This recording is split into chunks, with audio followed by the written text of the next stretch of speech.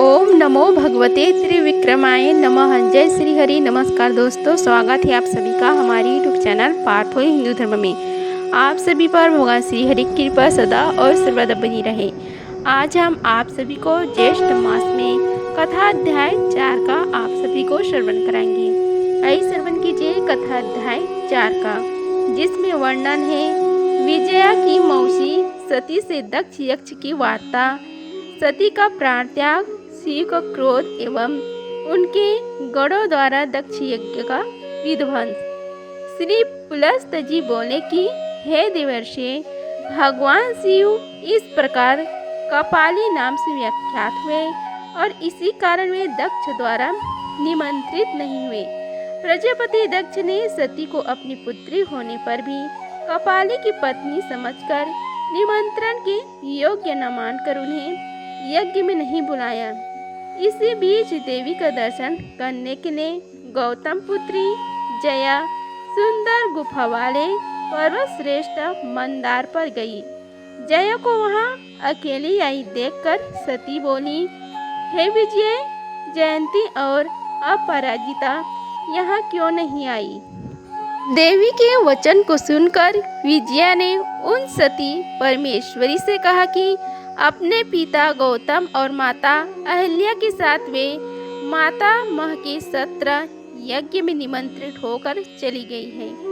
वहां जाने के लिए उत्सुक है। मैं आपसे मिलने आई हूँ। क्या आप तथा भगवान शिव वहां नहीं जा रहे हैं? क्या पिताजी ने आपको नहीं बुलाया है अथवा आप वहां जाएगी? सभी ऋषि मुनि पत्नियां तथा देवगण वहां गए हैं। वे मातृत्व ध्वस्त मौसी मातृ के सहित सकांग भी उस यज्ञ में गए हैं। 14 लोकों के समस्त चराचर प्राणी उन यज्ञ में निमंत्रित हुए हैं। क्या आप निमंत्रित नहीं हैं? श्री पुलस्त जी बोले कि हे ब्राह्मण, नारद जी व्रजपात के समान जया की उस बात को सुनकर क्रोध एवं दुख से भरकर सती ने प्राण छोड़ दिए। सती को मरी हुई देखकर क्रोध एवं दुख से भरी जया आंसू बहाते हुए जोर जोर से विलाप करने लगी। रोने की करुणा ध्वनि सुनकर शूलपाणी भगवान शिव, अरे क्या हुआ ऐसे कहकर उसके पास गए। वहां पहुंचकर उन्होंने फरसे से कटी वृक्ष पर चढ़ी लता की तरह सती को भूमि पर मरी पड़ी देखा तो जया से पूछा कि ये सती कटी लता की तरह भूमि पर क्यों पड़ी हुई है? शिव के वचन को सुनकर जया बोली कि हे त्रिलोकेश्वर, दक्ष की यज्ञ में अपने पति के साथ बहनों एवं इंद्र आदि देवों के साथ आदित्य आदि का निमंत्रण होकर उपस्थित होना सुनकर आंतरिक दुख की ज्वाला से दग्ध हो गई। इससे मेरी माता को बहन सती के प्राण निकल गए। श्री पुलस्त जी ने कहा, जया की इस भयंकर अमंगल वचन को सुनकर शिवजी अत्यंत क्रुद्ध हो गए। उनके शरीर से सहसा अग्नि को तेज ज्वालाएं निकलने लगी। हे मुने, इसके बाद क्रोध के कारण त्रिनेत्र भगवान शिव के शरीर के लोमों से सिंह के समान मुख वाले वीरभद्रा आदि बहुत से रुद्रगण उत्पन्न हो गए। अपने गणों से घिरे भगवान शिव मंदार पर्वत से हिमालय पर गए और वहां से कनाखल चले गए जहां दक्ष यज्ञ कर रहे थे। इसके बाद सभी गणों में अग्रणी महाबली वीरभद्रा शूल धारण किए हुए पश्चिमोत्तर वायव्य दिशा में चले गए। हे महामुने, क्रोध से गदा लेकर जया पूर्व दक्षिण दिशा में खड़ी हो गई और मध्य में क्रोध से भरे हुए त्रिशूल ले शंकर खड़े हो गए। सिंहनाद वीरभद्र को देखकर इंद्र आदि देवता, ऋषि, यक्षा एवं गंधर्व लोग सोचने लगे कि यह क्या है। तदंतर द्वारपाल धर्म धनुष एवं शर्मा के समान बाणों को लेकर वीरभद्र की ओर दौड़े।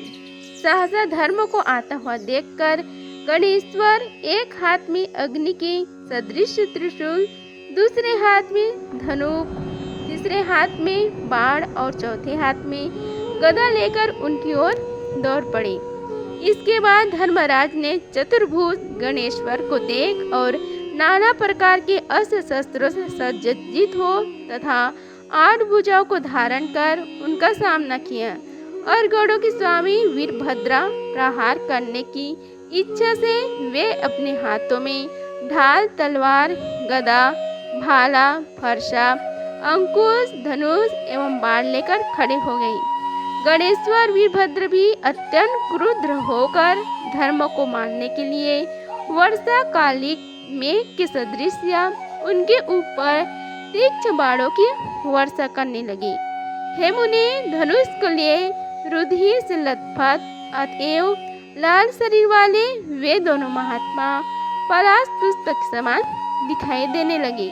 हे मुनिराज, इसके बाद श्रेष्ठ शास्त्रों के कारण वीरभद्र से पराजित होकर धर्मराज खिन्न होकर पीछे हट गए। इधर वीरभद्र यज्ञशाला में घुस गए। हे मुनि, गणेश्वर वीरभद्र को यज्ञ मंडल में घुसते देखकर सहसा सभी देवता अस्त्र शस्त्र लेकर उन्हें खड़े हुए।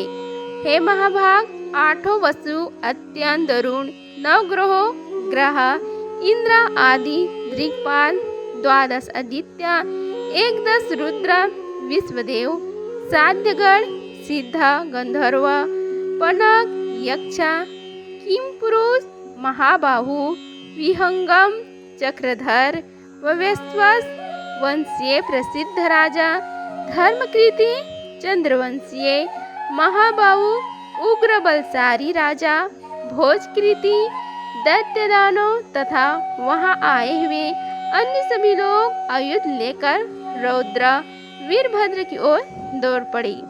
धनुष बाण धारण किए गणों ने उन देवताओं के आते ही उन पर वेग पूर्वक शास्त्रों द्वारा आक्रमण कर दिया। इधर देवताओं ने भी वीरभद्र के ऊपर अतुलनीय बाणों का वर्षा की। गणनायक वीरभद्र ने देवताओं के अस्त्रों को छिन्न भिन्न कर डाला। महात्मा वीरभद्र द्वारा विविध बाणों और अस्त्रों से आहत होकर देवता आदि रणभूमि से भाग चले तथा गणपति वीरभद्र सुविस्तृत यज्ञ के मध्य में प्रविष्ट हुए, जहाँ मुनिगण यज्ञ कुंड में हावी की आहुति दे रहे थे। तभी महर्षि सिंहमुख वीरभद्र को देखकर भय से हवन छोड़कर विष्णु की शरण में चले गए। चक्रधारी विष्णु ने भयभीत महर्षियों को दुखी देखकर डरो मत ऐसे कहकर अपने श्रेष्ठ अस्त्र लेकर खड़े हो गए और अपने शंख धनुष चढ़ाकर वीरभद्र के ऊपर शरीर को विदीर्ण करने वाली अग्निशिखा की तुल्य बाणों की वर्षा करने लगे।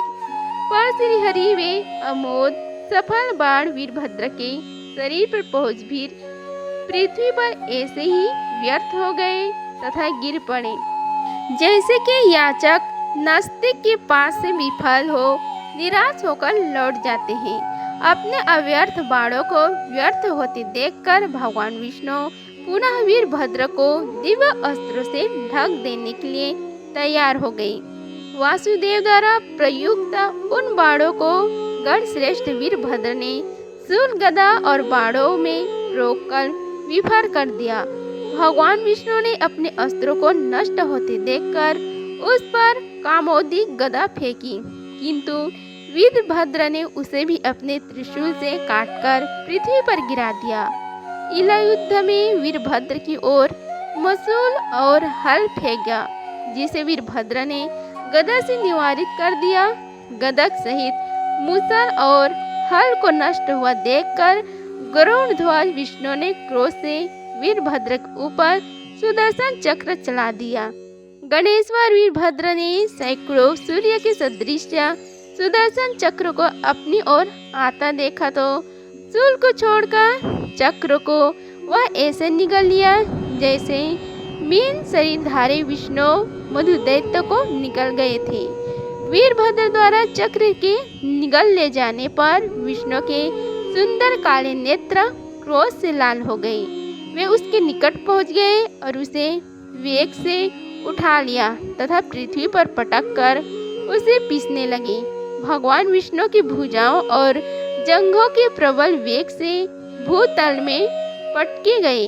वीरभद्र के मुख से रुधिर की फुहारें एक साथ चक्र बाहर निकल आए। चक्र को मुख से निकला देखकर भगवान विष्णु ने उसे ले लिया और वीरभद्र को छोड़ दिया। भगवान विष्णु द्वारा छोड़ दिए जाने पर वीरभद्र ने जटाधारी शिव के निकट जाकर वासुदेव से भी अपने पराजय का वर्णन किया। फिर वीरभद्र को खून से लथपथ तथा सर्प के सदृश निश्वास लेते देख अव्यय जटाधर शंकर ने क्रोध किया। इसके बाद क्रोध से तिलमिलाए शंकर ने अस्त्र सहित वीरभद्र को पहले बतलाए स्थान पर बैठा दिया। वे त्रिशूलधर शंकर वीरभद्र तथा भद्रकाली को आदेश देकर क्रोध से लाल आंखें किए यज्ञ मंडप में प्रविष्ट हुए। त्रिपुर नामक राक्षसों को मारने वाले उन त्रिशूलपाणी त्रिपुरारी देवश्रेष्ठ जटाधर के दक्ष यज्ञ में प्रवेश करते ही ऋषियों में भारी भय उत्पन्न हो गया। इस प्रकार ज्येष्ठ मास में कथा अध्याय 4 का समाप्त हुआ। बोलो श्री हरि भगवान विष्णु की जय। अगर आप सभी को यह वीडियो अच्छी लगी होगी तो वीडियो को लाइक कीजिए, चैनल को सब्सक्राइब कीजिए और कमेंट बॉक्स में जय श्री हरि लिखिए। धन्यवाद। मिलते हैं अगले वीडियो में, तब तक के लिए जय श्री राधे कृष्णा।